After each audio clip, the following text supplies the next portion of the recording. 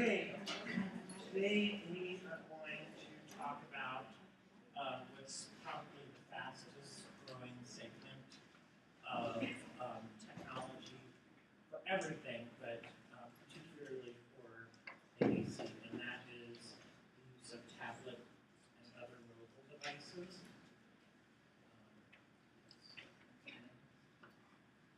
A smartphone function communication.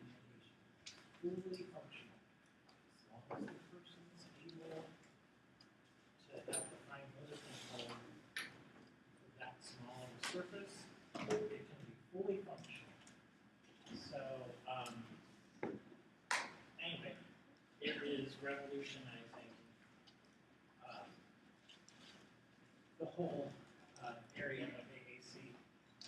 And unfortunately, for a long time, Apple was kind of slow to make adaptations and modifications in their platform to allow some of the more interactive types of programs to run, but they have gotten much, much better with that. I think part of the reason is Apple likes to maintain a fairly closed system, and for some of these applications, it had to be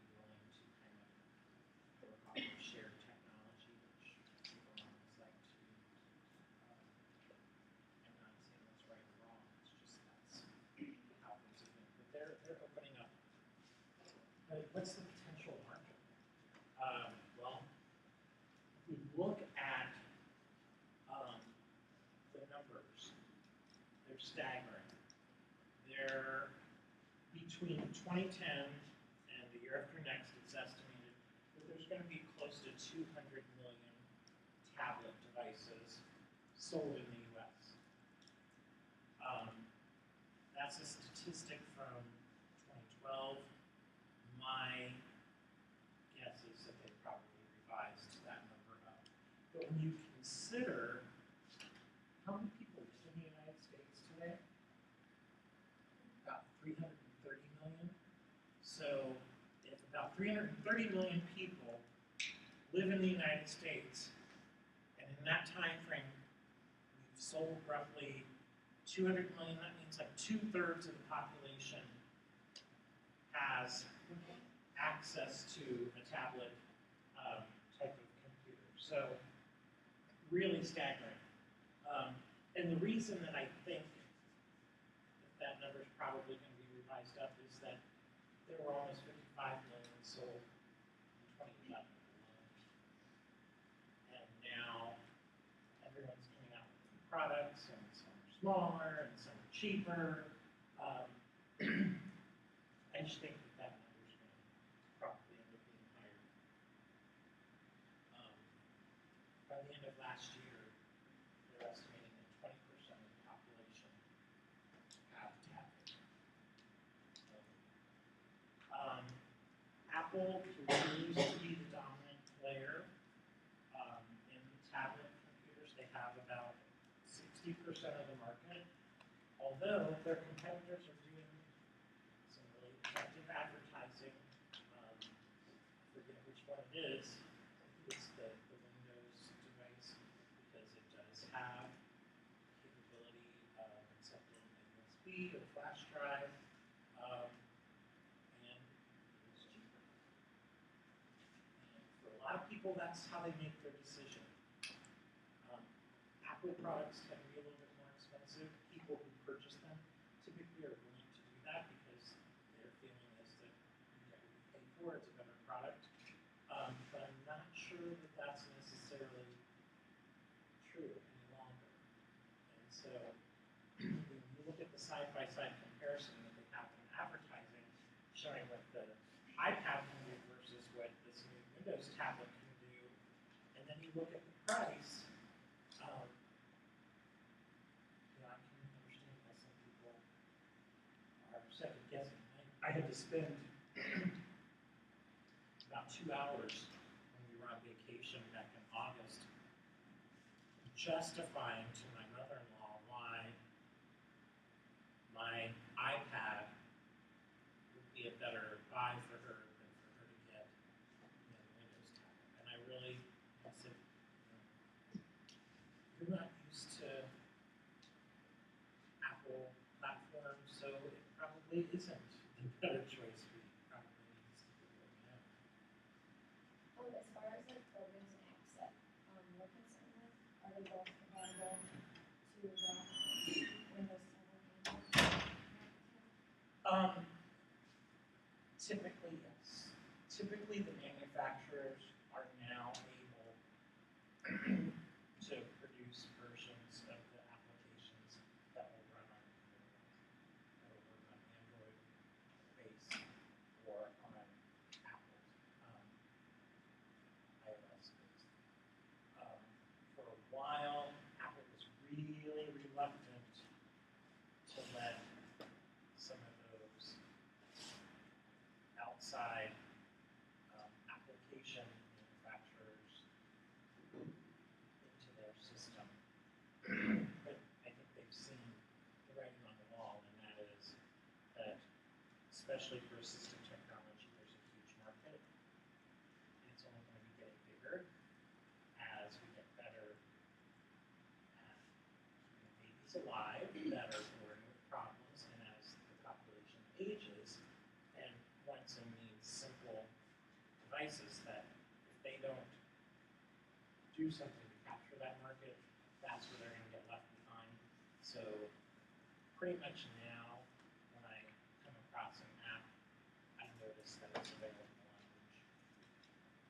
in the language. But the takeaway message is this is a growing segment. It's only going to get bigger. I probably do 80 to 85% of my computing is done on my iPad. And I was one of those people that said, I don't need one of those, but I want it on my list.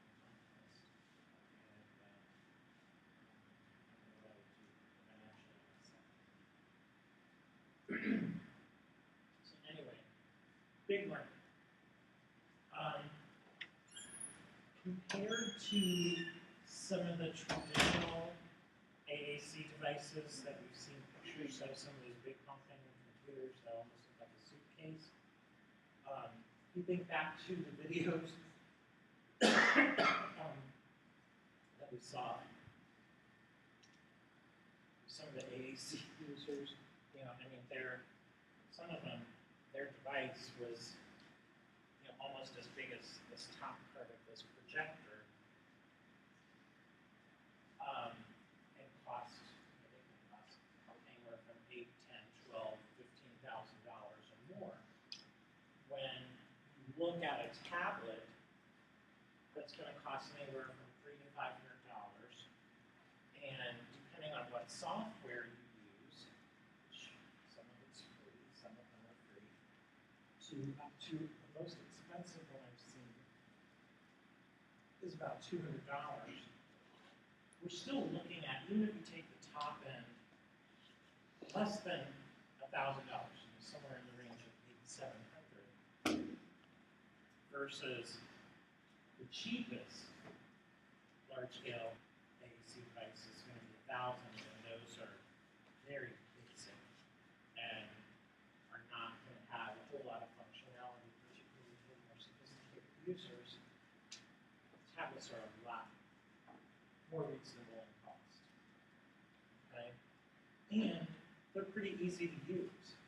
You can walk around, you can see 2-year-olds who are using tablets and smartphones. So, I mean, when you consider no training, they just watched what other people have done and they figured it out. So, anyway, they're very compact and portable, relatively speaking, compared to some of these big pumping devices. And the really cool thing that's really turning out to be a double-edged sword is that they are multi-purpose devices.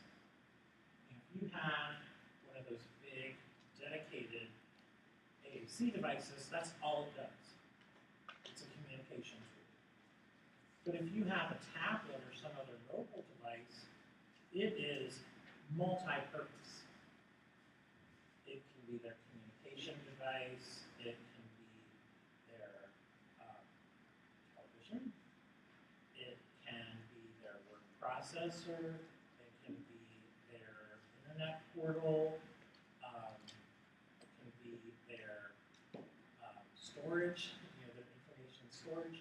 So there's tons of other things that the tablets can do that make them potentially a more attractive option.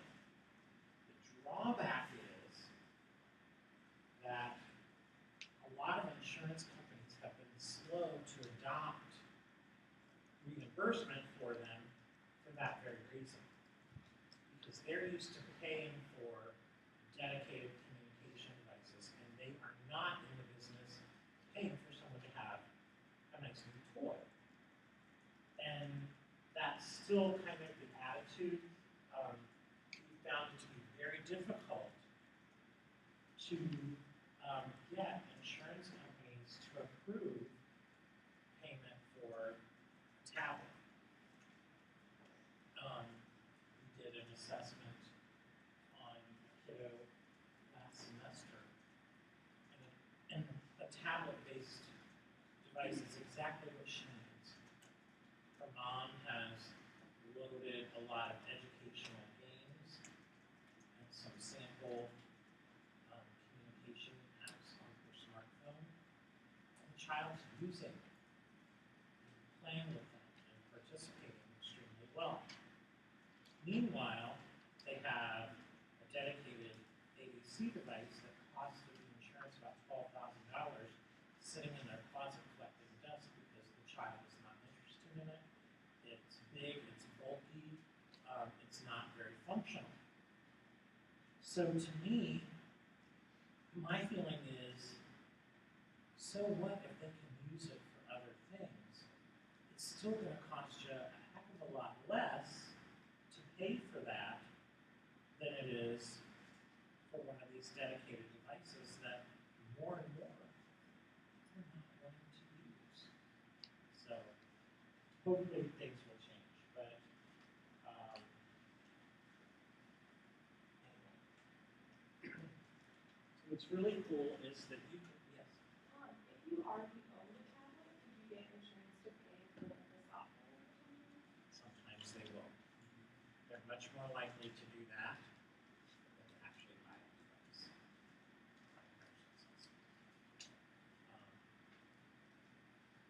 Another cool thing is you can actually load more than one communication app on your mobile device so that you can try it and compare them, which is really kind of cool. What's also really cool is a lot of them have, even if they have a fee involved to purchase, most of them are coming out with free demo versions where you can actually load the free version of a couple of different ones, try them to see which one you like best, which one meets your needs best, and then you can actually purchase the full access app, which is really kind of nice. Whereas when we have some of our vendors coming in and showing us some of the different devices, you're locked into their program.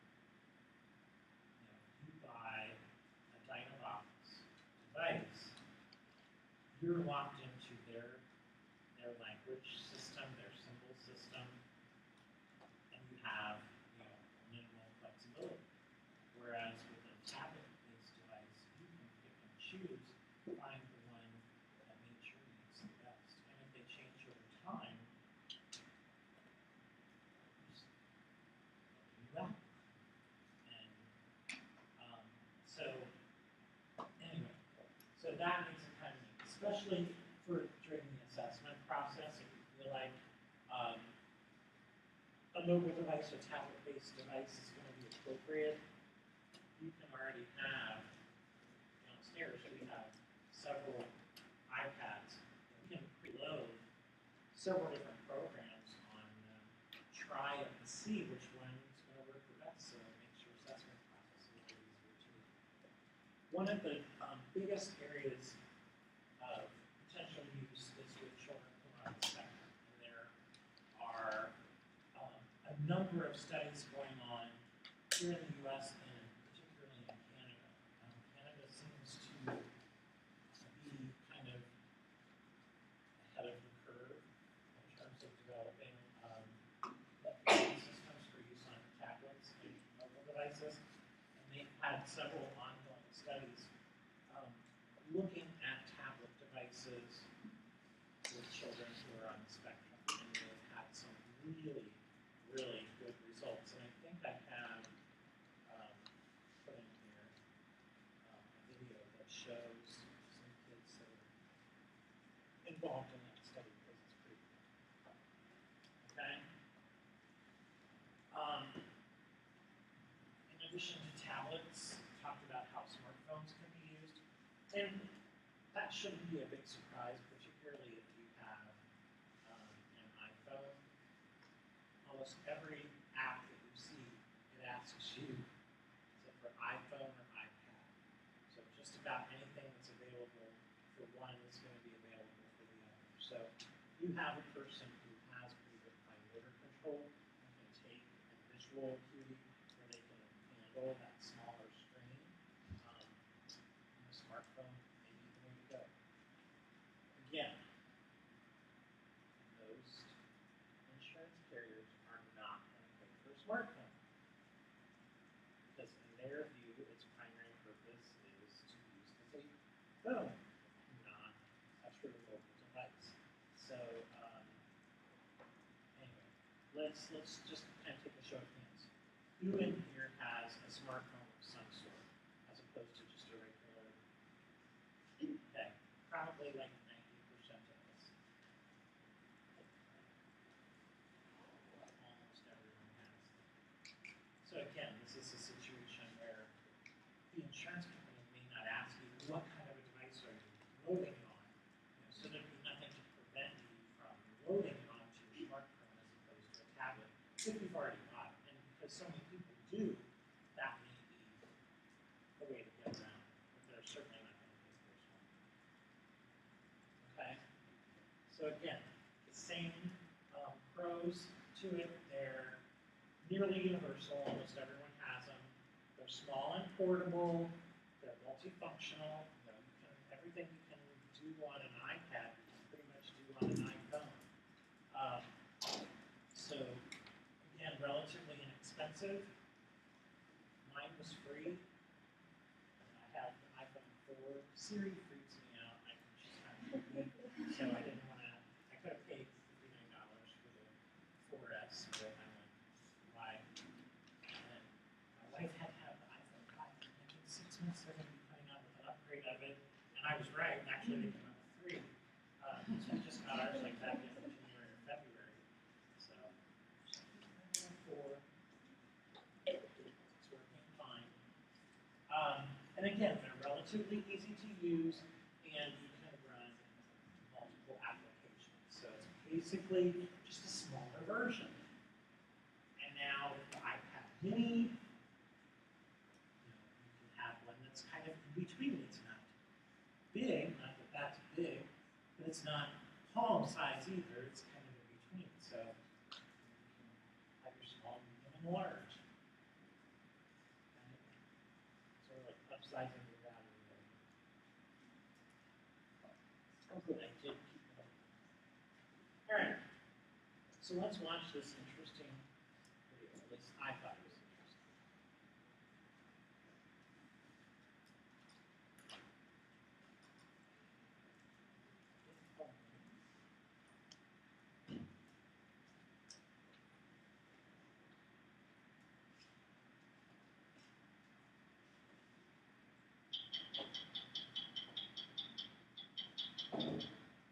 After Steve Jobs died last year, there was an outpouring of gratitude from his fans for the way his inventions, like the iPad, changed their lives. Among the most passionate are parents of children with severe forms of autism, especially those who can't speak and appear hopelessly locked inside themselves. Those Okay, you know AAC has gone totally mainstream if it's on 60 Minutes. So. parents often say these kids understand more and know more than they're able to communicate. Well, now, with the iPad and other tablet computers spreading through the autism community, some of those parents are finding out they were right. As we first reported last October, it turns out that autistic children show a real interest in the iPad with its easy touch and swipe screens. With specially designed applications or apps, these computers are helping them communicate and unlocking the isolation of people like 28-year-old Joshua Hood. The story will continue in a moment.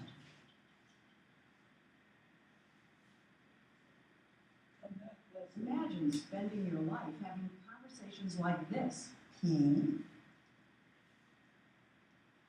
L, having to poke out words on a laminated piece of paper, one letter at a time. C, plastic. It was so frustrating for Josh, his mother Nancy says he would often give up and retreat into himself. At family gatherings, he was sidelined because no one understood him. At school, he sat passively in class, unable to participate. When Josh was feeling bad or really needed something, the family resorted to charades. So you'd be like, you know, can you spell it? Can you show me? And so he would Act it out almost? He would look around his room and he'd see if he could find something that sounded like it. It was just to tell you one little thing, one thing that he wanted, yes. How are you? but not anymore. I want a drink. For the past year, Josh has been using an Apple iPad as his voice, and he is, well, he's reborn. What are we having to eat today, Josh? I want bacon, please. Now, when he goes to the local diner, he can order his breakfast himself. Josh's mom downloaded a special language app and added pictures, videos, and symbols that allow him to convey his feelings, Happy. what he wants, Toys. and what he watches on TV. TV News 60 Minutes. My first 60 Minutes interview on an iPad. I asked about his brother Jimmy. And how old is Jimmy? Is he? Keyboard. Numbers. 2, 6. Jimmy 26. So he's 1 year younger than you are. Is he your best friend? Does that mean you love him? Yeah.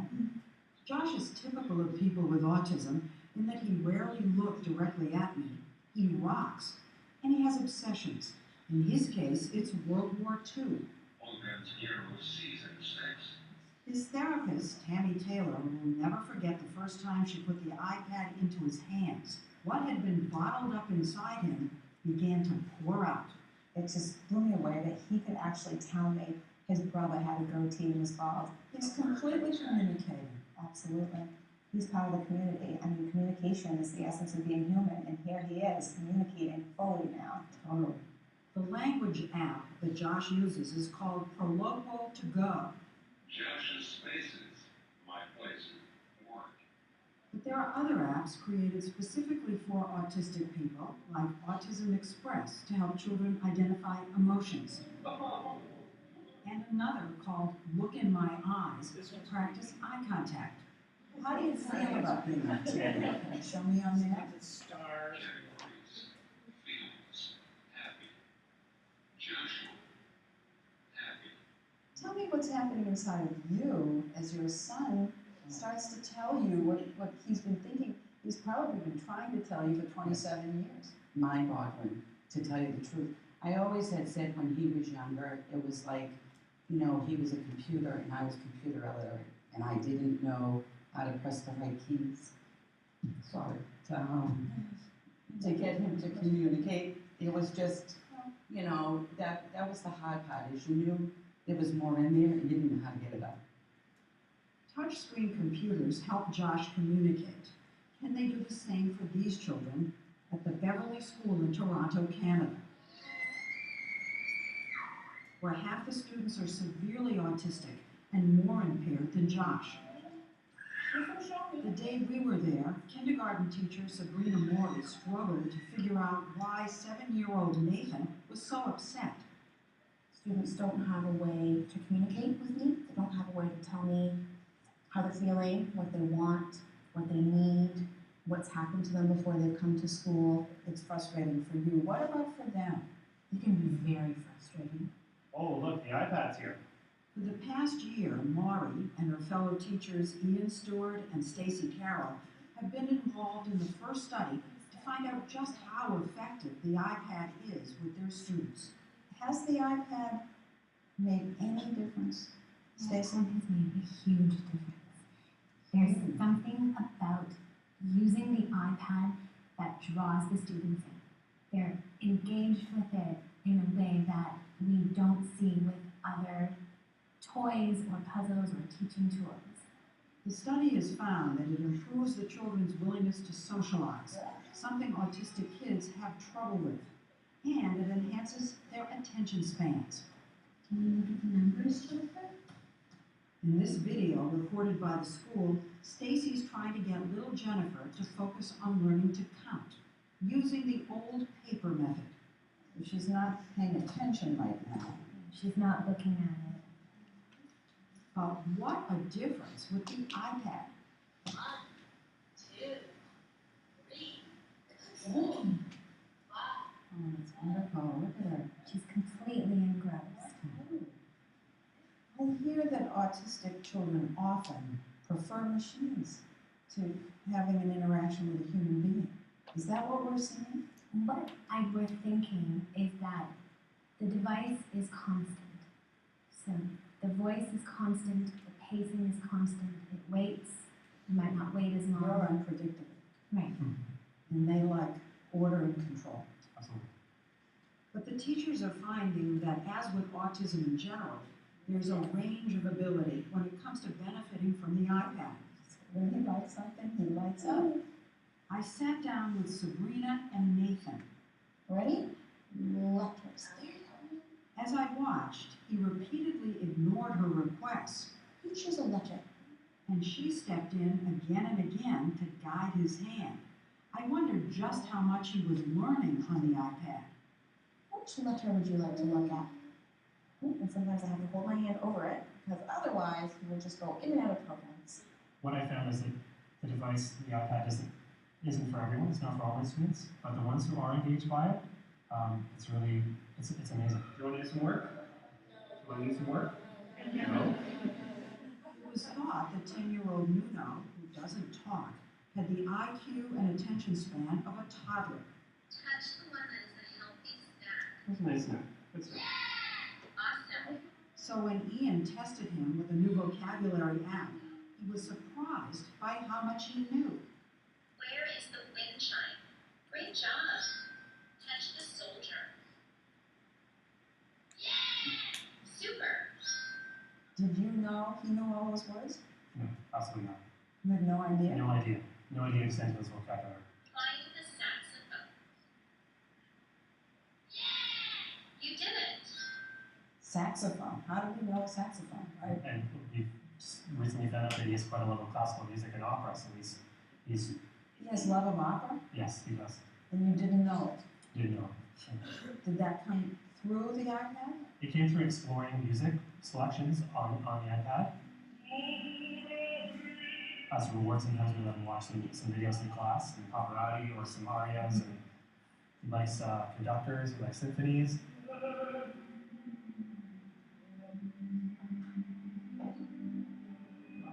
You're discovering that there's more inside these children's heads than you realized. And that's something in a way I feel like we've known, that this is giving us a tool to really show us and prove that there is more happening. Figuring out why so many autistic people are unable to speak, as many as 30% of them, is the subject of a major new research study at the University of Pittsburgh.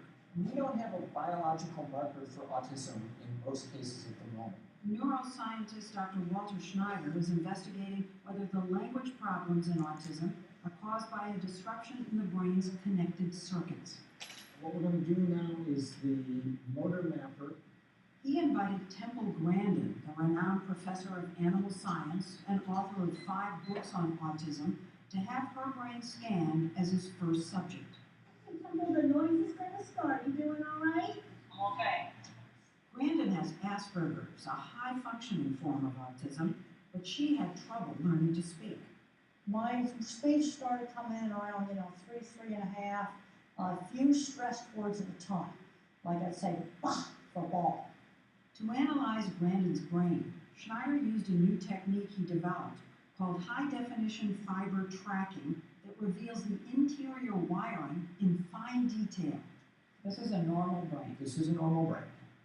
First, he showed us the fibers that make up the language circuit in a normal brain, a streamlined bundle with off-ramps at the top. But what about in a brain with autism like Temple Grandin's? But you're going to show us Temple's brain? Yes, we're going to show the inside of Temple's brain. What I saw floored me. What did you think when you saw that? That is Temple, that is that, that is that? That is this section and how it projects out. But that's dramatic. That's dramatic. Schneider thinks this dramatic disorganization of the wiring may explain the language impairments seen in autism, but he won't know for sure until he scans more people. He hopes, among other things, that one day a brain scan will be able to diagnose autism early and tell parents if their child will ever speak. So he's affectionate. He's very, very affectionate. Meantime, parents like Amanda Williams, Nathan's mother, are latching onto the iPad, marveling at how the device is opening windows into their children's minds, even if the windows are open only a crack. I can't can't express to you enough like how amazing it is to watch him take his little finger and go like that in a controlled way. I think the thing that made us cry was when he flipped through it and he saw the tiger. And he went, oh, I gotta go back. And went, boom. And he looked at us with a smile on his face and was like, I did it. And it's such a tiny little thing. And it's, for him, it's huge, right? It's huge. It's huge. Where do you see the iPad taking him? What's the next step and the next step? We don't know what the future holds for him in terms of speech. We like to think and we still hope that one day speech will come in whatever form. But if it doesn't, and if This it's will not be his voice. this will be his voice.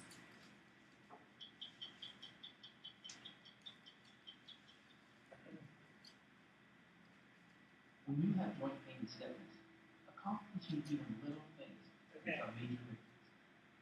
I'm Phil Mickelson, pro golfer. What do you think about that?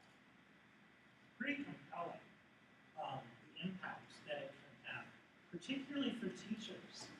I mean, when you look at what they found out about some of these kids, you know, who loves opera? Who would have guessed? I mean, would you just automatically think that, oh, this 6-year-old is a fan of opera? No. And yet, we know that children on the spectrum often have unusual obsessions or interests. Just getting them engaged, like with the little girl who's basically chewing and crumbling, the numbers lesson suddenly totally engaged. And I think part of it is, like I said, that a lot of times children on the spectrum are more interested in gadgets and objects than they are people. And yet they showed and talked about how they can use it as a tool to facilitate socialization. And they showed like the lesson, and they were looking at each other's pictures, and they were actually engaging. And then there was another session where the kids were playing, and they were actually a group of them playing, and they were looking at each other, and they were making eye contact. And that may not seem like a lot, but it's huge. And if you can get the kid to tune in, you're much more likely to be able to teach them something. So I think that particularly in an educational setting, the potential application of tablets and different mobile applications is huge. And just dropping over here, there's another way. You can design and come up with an app that becomes used widespread because of its utility. You can make a lot of money. So if you're a gadgety person and you are somewhat technologically savvy, that may be something that you want to consider. A lot of these applications that we're going to be looking at or talking about were designed either by parents, which is very common because they get frustrated with what's out there and not working, so they decide that the old expression, if you think you can do it better, do it yourself. Well, they do. But a number of them, a surprising number of them, were also developed by clinicians. The one young man that Leslie was interviewing used a program called Go. It's used a lot in educational settings, and there are some, it's very popular, it's expensive. I don't think it's the most user-friendly, personally, but it is a very good app, and we're going to watch the story of Rosie, who uses it. So here's a short 3-minute clip of Rosie.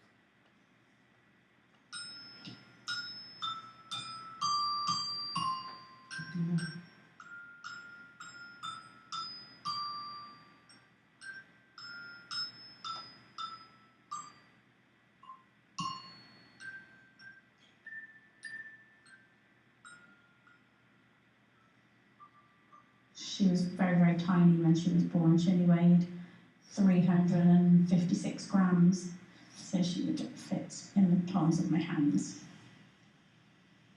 And her hand just covered my little fingernail. I first met Ruby 2 years ago when she started school, very much in her own bubble. She was the youngest premature baby in England. She was described to me as a very challenging case. I want computer, please. Mrs. Hurry. Since Ruby has had the iPad, her behaviour has improved 95%. I would be getting hit 20-30 times a day, where now I've worked all day today, she doesn't hit me at all. The iPad the software is allowing her to unlock her communication and communicate with me. And on a daily basis, she absolutely amazes me. It's your turn. No, it's my turn. Sophie on here, yeah? So, ready? Yeah. What we've just done for the first time is got Ruby and Sophie to share using My Turn. So they're learning to use the computer and share toys. Ruby's not very good at sharing currently at the moment. And 4 weeks ago, she would turn around and poked the child. She is so into technology. We've got iPhones and she just plays on those and works out how to do things. You know, she doesn't need a lot of guidance, and as soon as she was given the iPad, she was able to use it straight away. Do you want to?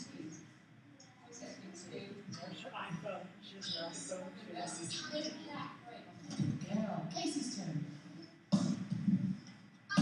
Ruby's turn.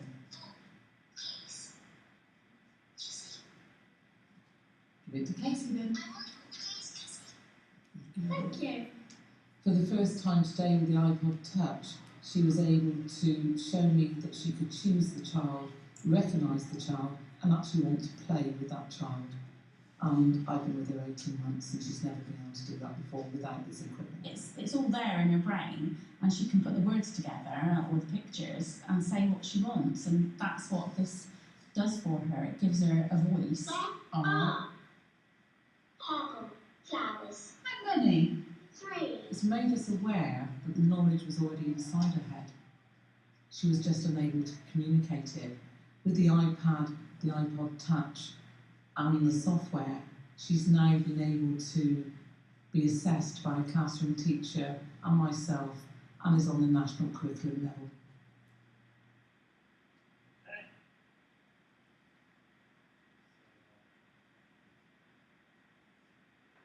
Pretty amazing. With her, it was a way to not only allow her to communicate, but it actually dramatically impacted her behavior. Well, gee, I wonder why. If she was pretty cognitively intact inside, but couldn't say what she wanted, that'd be a little pissed off too, and not the most pleasant person to be around. So it gave her an outlet to the point where she's now able to tell the teacher not only what she wants to do, but who she wants to do it with. So she's actually making social choices.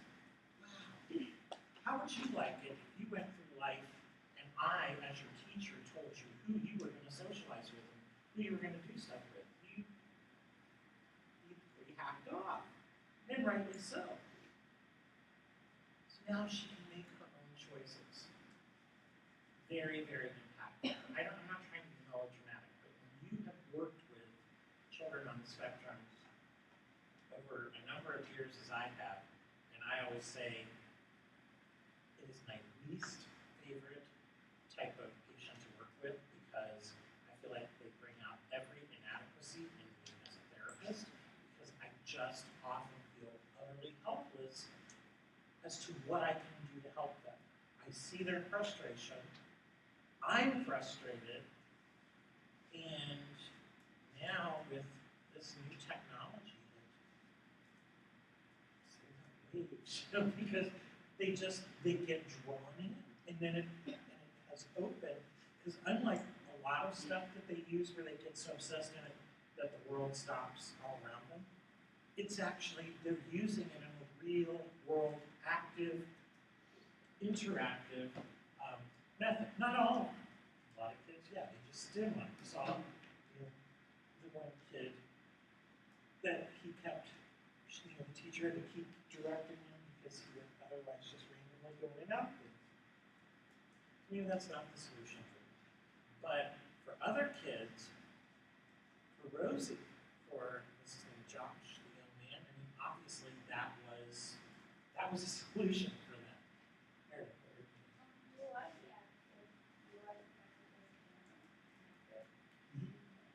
Some of them do, so that way you can actually take your own pictures. So the ones that are picture based, they may come with preloaded pixels like from WordMaker, but you also can actually use and take your own pictures. And they showed the one where the teacher actually took the picture of the child and then suddenly she was in the little box, which is really kind of cool, so that you can really personalize it. Because, like you mentioned last week, what happens when there's a huge transition, like when a kid moves from, the elementary school to the middle school? Well, with a program like that, you just take your new picture and slide it right in. How cool is that? So, anyway, I feel like that one is a really good one. I've got a bunch of these loaded onto my iPad, but the computer has informed me that it doesn't like my version of when I'm running, and without a download, it's not going to run it. So I was hoping to actually show you on my iPad, but they're not talking to each other. So we'll just go ahead and look at some of these. This is a really cool one, the talking picture board.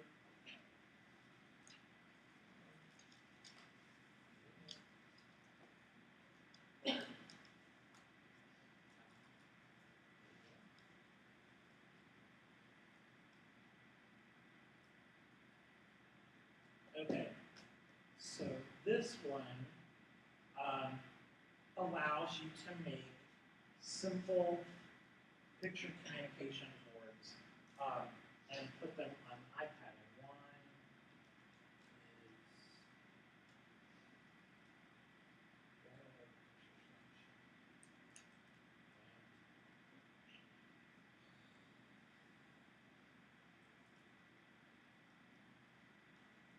there we go. Okay, so you can actually make some pretty cool picture boards, and they talk. So it's not just, so it will actually say the words. So they can actually put together and construct.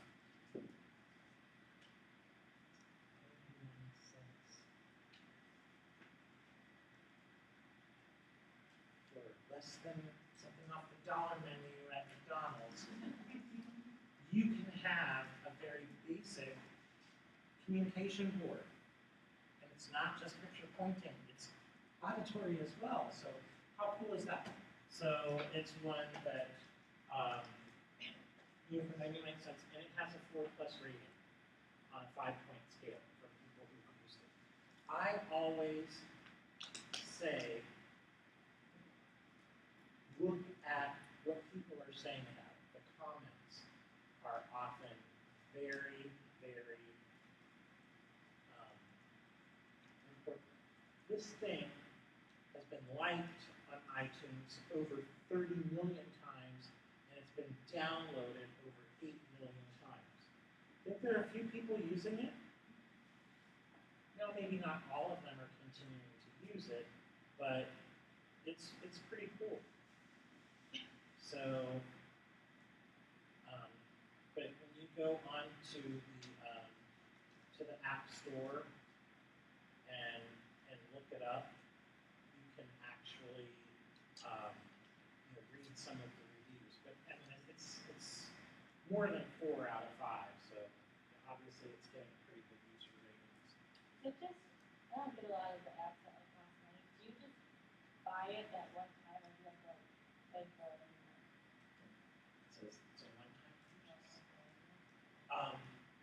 Now, some of them, if they do an upgrade or an update, you may have to, but most of them, once you pay, if they do upgrades, you typically, just like you'll get if you've got apps on your phone or whatever, and we'll say, that you have so many updates, and then you just update them, and you get the same thing. I get them all the time from ones that are loaded on mine.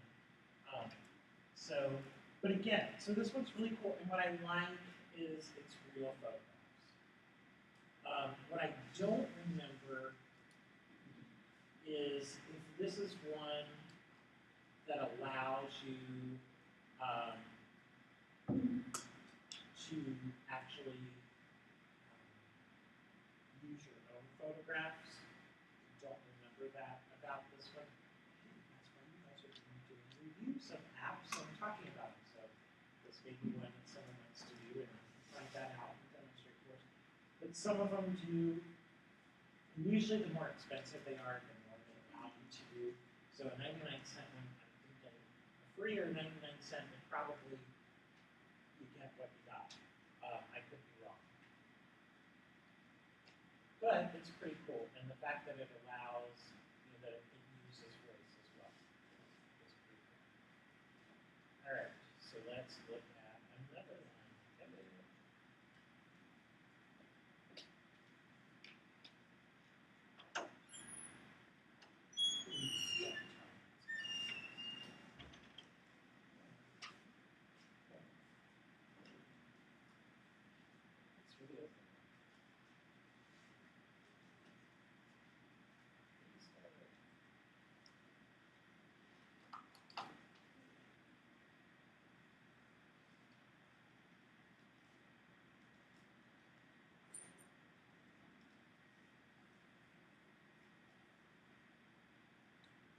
Okay, so let's do the one that I really like.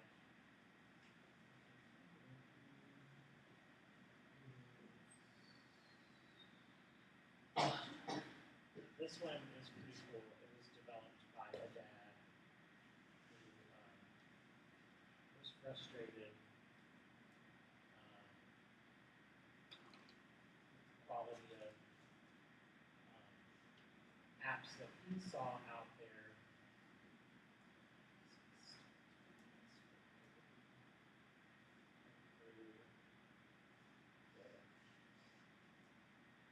Actual pictures, which is what I want.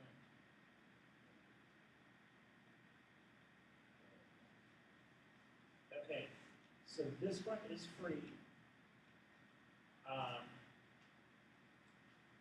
And there is a purchasable version that is more interactive.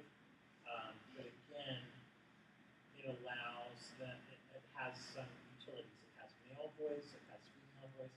I believe it also has male child and female child voices to it, so you can customize it for the individual. This one does have preloaded pictures and some starter words in it, but you can customize them and you can actually use your own pictures. So it is very flexible in what you can do. So it works very similarly to the previous one, but it's much more customizable, and yet it is still. And it's due for an update. The most recent update was back in November of last year. So I am sure that there is one coming soon. And again, you can use it on an iPhone or the iPad. Typically, if it says it's usable on the iPhone, it would be usable on the iPod Touch as well. But in any case, very cool in that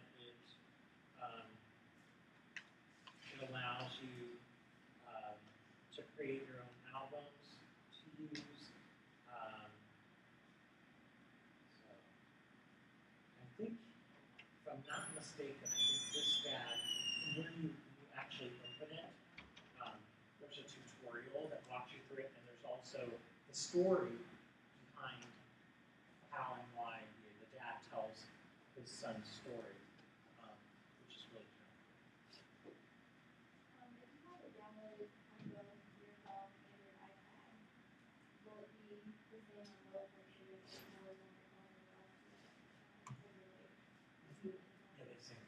Okay. As long as your devices are set up so that, I got my iPhone much later than my iPad, and so there's actually a process, which I haven't bothered to go through.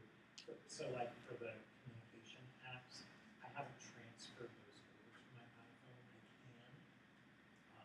My son made sure that he did that with all the games, because he wants it on both, but he did that. And I was like, I don't have the patience or the time to do that. But yes, you should have them. And typically, I'll look and I'll see, my phone will say, you have 4 updates, and I'll look on my iPad and say, you have 4 updates. And so as long as they're synced, then yes, you will. Which is really kind of nice, because that was the thing with our client that I told you about that we recently evaluated, that we're fighting with insurance to get them to tablet, because mom's like, because we can load everything onto the phone as well, so that if we forget, or she, forget to charge it, I've always got my phone, so no matter where we go, we'll always have her photos. So anyway, the tap to talk is really kind of cool. And like I said, it was made by, developed by a dad of a kid with special needs. And I think his son, if I'm not mistaken, I want to say his son has both autism and he's very challenged. So that's a really cool one.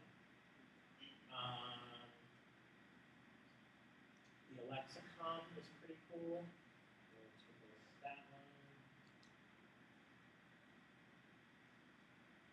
I have this one on my iPad as well, and you can create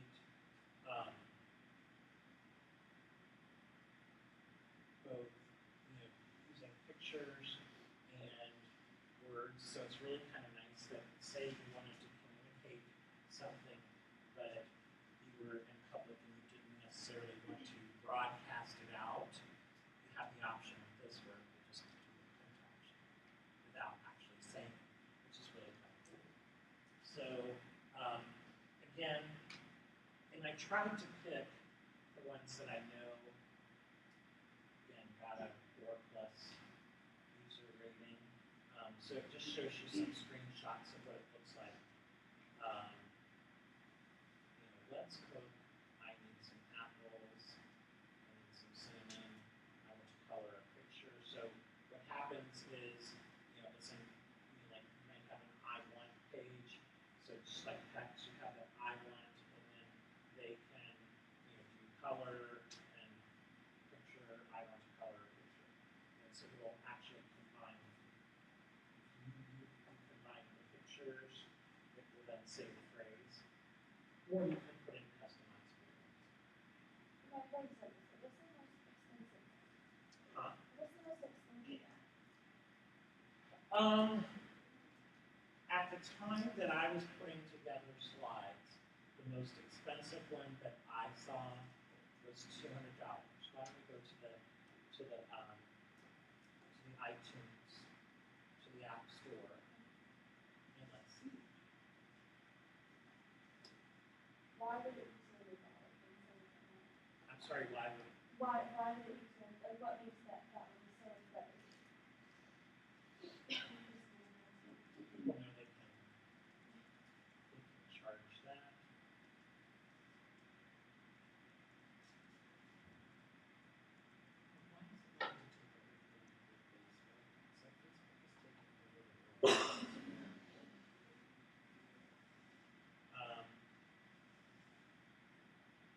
I'll look into it. But usually it's the versatility. It allows you to drop and drag. It may actually a lot more customization. Like some of them have a male voice or a female voice, but it sounds really computerized. Others, it's a male voice or it's a female voice, and it sounds very natural. And some of them it's kid, and some of them have kid voices. So the more flexible and options you have, typically, the more likely it is that there's going to be a fee, and the higher that fee is going to be. It's sort of like buying a car. The more options that you put on it, the more expensive it tends to be. this one is actually pretty cool. I had a couple of students who have reviewed this one. And that's basically what you're going to have to do is go to the iTunes store, to the Apple store, and if you put in communication, it's going to come up with tons. And I don't want you, when you're doing that assignment, I don't feel like you necessarily have to just do ones that are communication devices. Some of them are really good educational training tools. So for you may want to find an app that you could use to teach a math lesson or a vocabulary lesson or whatever the case may be. That's perfectly okay. So I don't want you guys to feel like you have to do a device app because honestly, there's only so many of them out there, and with this number of people, we're going to end up with 3 or 4 people doing the same one. So get creative, find some that maybe could be a teaching tool or a therapy tool. That's perfectly okay. With the promo code Go software, you see way more expensive than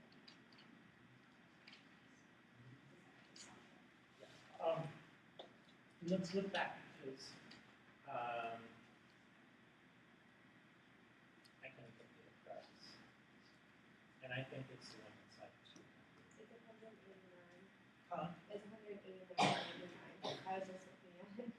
Okay. So, but again, relatively speaking, and you saw how there were several steps, but Josh was able to put together complete sentences kind of spontaneously. I want eggs and bacon, 60 minutes, CBS. He could, and when they get familiar with it, they get pretty fast. I mean, it's sort of like if you watch someone who's like a speed texter, I'm surprised that they haven't burned a hole in their thumbs. When I watch my niece, it's Lord. She can, write a chapter for a novel in under 2 minutes, as fast as she texts. So again, this is one that obviously, because they can string together sentences, and it also has it has different voice options, which are natural sounding voices, so it has multiple voices. So not only does it have male and female, it has multiple, so you can actually go through and pick the one that you like. Ooh, I like this one, whatever. So that's really where a lot of the price differentials come in. So let's take a look at another one.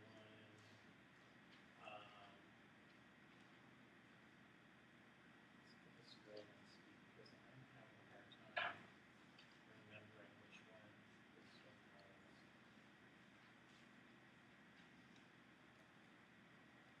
Okay, yeah, so this is the one that was developed by a group of SLPs.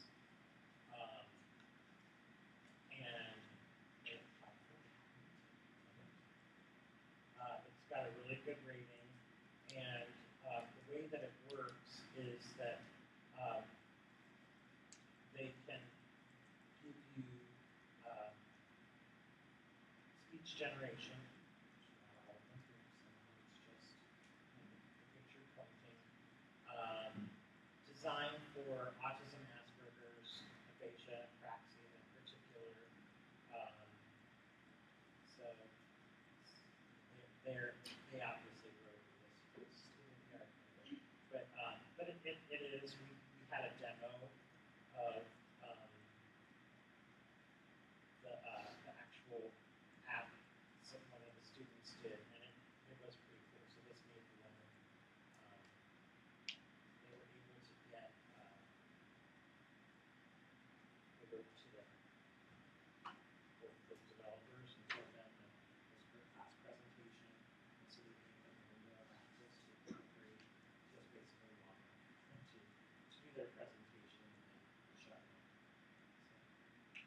And some of them are willing to do that. So if you find one where there's a fee, you can find who the developer is and tell them what you're doing. A lot of times they'll give you free access to it. Don't be spending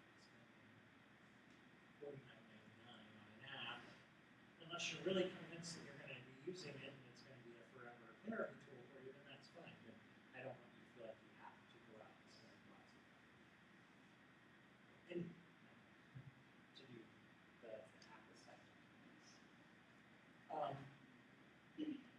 get the idea.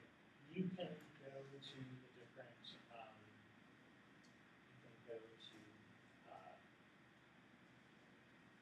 the different sites for to play or whatever it is that is your preferred method, and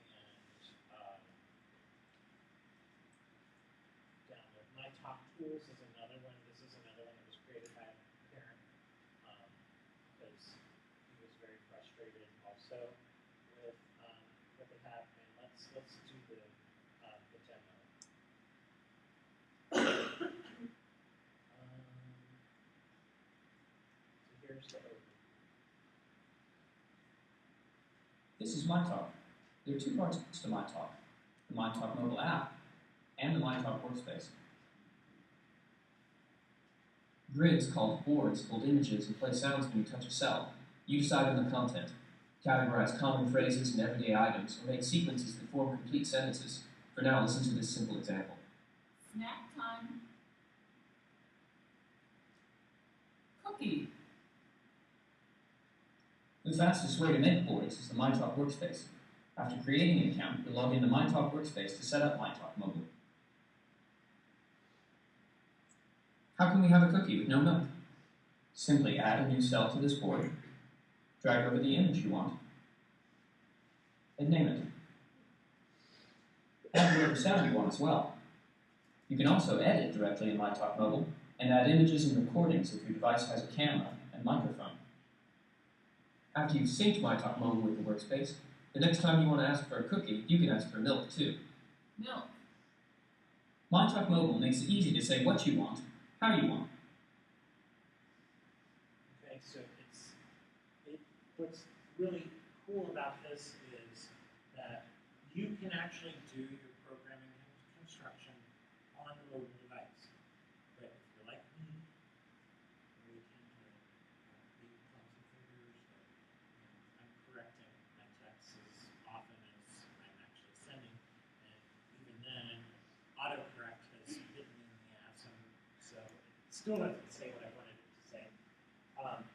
It's nice because you can actually do the construction of your boards on a PC or on a laptop or whatever, and then sync it to the mobile device, to the tablet or to the phone, and for me that definitely worked. So it actually has two components. It's pretty cool. And there are a lot of them out there. So just be aware that there are lots of potential options. Let's look. I will draw your attention to this. We're not going to listen to it because it's really lengthy. It's like 40 minutes long. But Diane Reed, she's a syndicated talk show, host, radio talk show host out of DC. She has asthmatic disorder, so it's interesting to listen to her videos.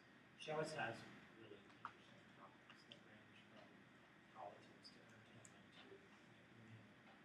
But she works with a speech pathologist and typically needs Botox treatments about 3 times a year.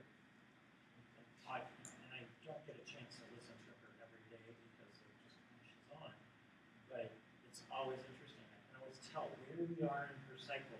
You know, did she just have an injection and she's just gotten done with working with her speech pathologist, or ooh, we're getting really close to it's time to go back.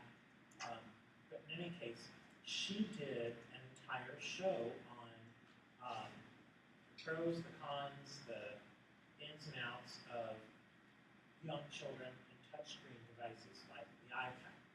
And they did have some discussion, you know, similar to what we've had, but they also talked about some of the drawbacks and some of the limits and caveats. So if you have some time to burn, it's really a worthwhile listen. Plus, if you've never heard Diane before, it's a really good chance to hear someone who speaks for a living.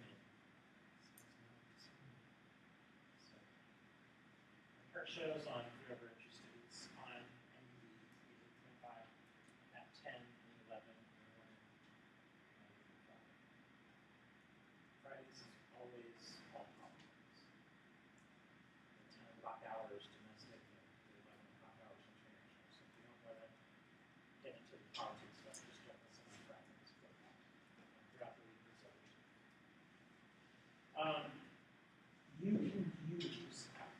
these devices to adapt your reading materials. So if you're working on literacy, there are talking books, there's adaptive reading, where you can actually take and create your own stories, or there are hybrid activities where you can do combination of reading and instruction and games and worksheets and stuff. So it works really, really well. It's been a boon for adaptive materials. There is a really good resource here if you are ever interested in creating a talking book. It's out of SUNY Buffalo, and they have a really nice tutorial that walks you through how you can create a talking book using PowerPoint. So you don't even need to buy any special software. If you have access to PowerPoint, you can actually create your own talking books. And I had some students who, for one of their projects last year, actually did that. And they kind of collaboratively worked on it together and created a talking book. Actually, there were several groups that did. One did Brown Bear, and that, and another group did The Very Hungry Caterpillar. What's another one? There were like 3 or 4 of them. Oh, what's another now?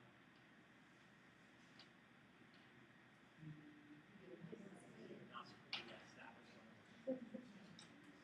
So anyway, just know that this technology is out there and it's really changing how we teach children, how we can assess children. You know, we saw the teachers in Canada, and the one teacher guy said, you know, he was actually able to give a vocabulary test, and this kid knew so many words that he had no idea. He thought he was functioning like a toddler, when in reality it was looking like he probably had a vocabulary at least age appropriate, if not beyond. I mean, how many 4 or 5-year-olds know saxophone and wind chimes and things like that? So just be aware that it is a tool. It's not the be-all, end-all. It can foster socialization and inclusion. We saw a couple of examples where the kiddos were like in a circle time or something, Rosie, and she was actually on the floor with the kids, and she was responding and using.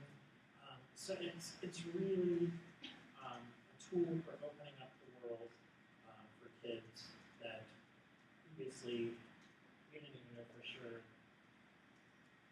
if they were getting it, let alone having a way to then communicate with friends. Questions? I'm sold on it. Obviously, my bias is showing, but for truth in advertising, I will tell you my bias. I think that these devices are good. I really think that when used properly, with the right group of children and put in proper context, I'm sold that it can be an invaluable tool. Otherwise, I would have program grant that got us like 6 of them downstairs.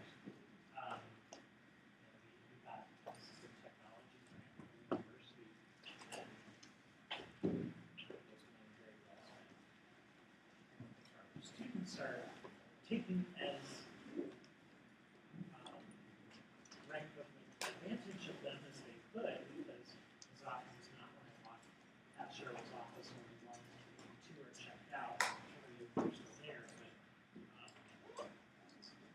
sort of had this class where I was touting and pushing them. So if you're paired up with a graduate clinician, especially as you start looking at some of the different mobile apps for your assignment, you may say, hey, I saw this really cool app that really worked. Get them using it. They're not really collecting so you can see that because I'm really okay. All right.